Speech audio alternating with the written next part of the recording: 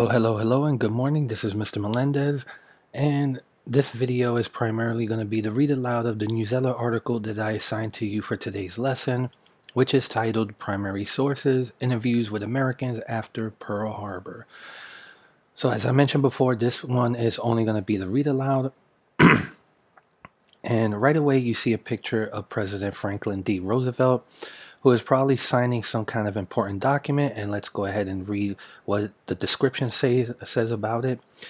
Abbey Rowe captured this photograph of President Franklin D. Roosevelt signing the Declaration of War against Japan on December 8th, 1941.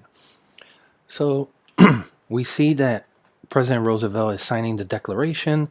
Of course, part of the declaration that he gives the day after Pearl Harbor is attacked is what we titled the infamy speech. And let's go ahead and go to the rest of the article. I'm going to go ahead and read the editor's note, so that way this will probably give you a better understanding of the article that you're reading. So, editor's note. World War II began in 1939. However, for 2 years, the United States stayed out of the fighting. Then, on December 7, 1941, the Japanese bombed Pearl Harbor. The next day, President Franklin D. Roosevelt declared war against Japan.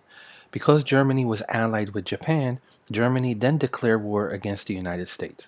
The U.S. had officially entered World War II. Below are several interviews with U.S. citizens. Some were recorded right after war against Japan was declared. Others were recorded a month or two later. Man on the Street, New York, New York, December 8, 1941. Frank Tatry. My name is Frank Tatry, and I am an office worker. I listened to President Roosevelt's speech, and I am behind him 100%. I think the time he came when he should all get behind our country. After all, we are all Americans.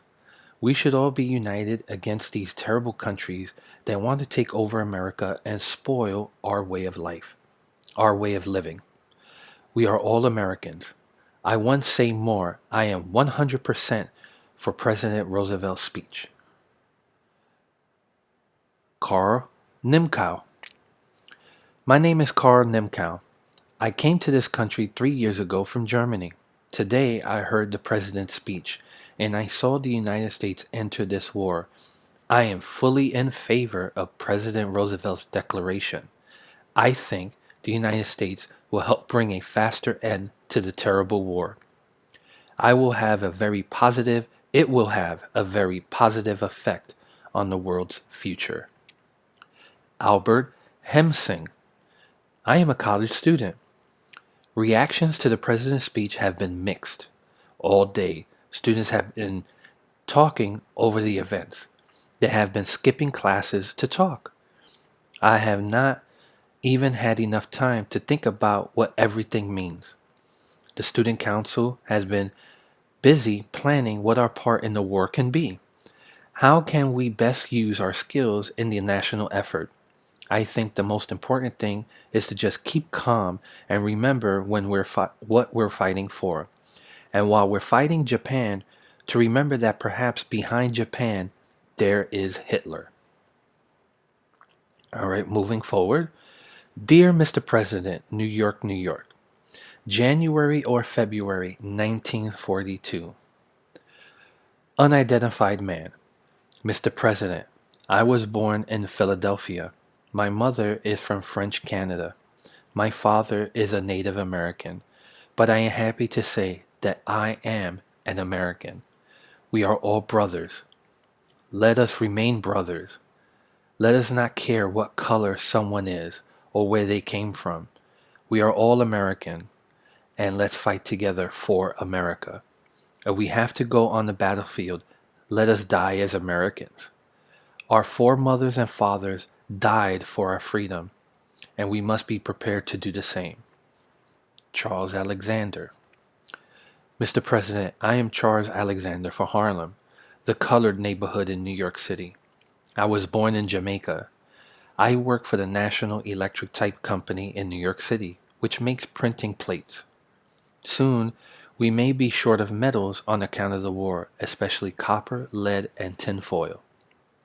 Quite a few of our men have already been let go. Well, I think I would be able to do something besides electric typing in case I get fired. Of course, I would not like to get laid off, but I am good with tools and I will find something else to do. And of course, if I have to fight, why I would be glad to serve the United States of America. Man on the Street, Austin, Texas, December 9th, 1941. John Henry Falk. Miss Whitaker, what do you think about the Japanese attack on Pearl Harbor in Hawaii Sunday? Mrs. Whitaker. Well, it's nothing more than what was to be expected. It was what was bound to happen, and I think they are responsible for throwing us into war. And I have one son in the army. He is patriotic, and I have the Christian spirit in me to give our son for the war effort.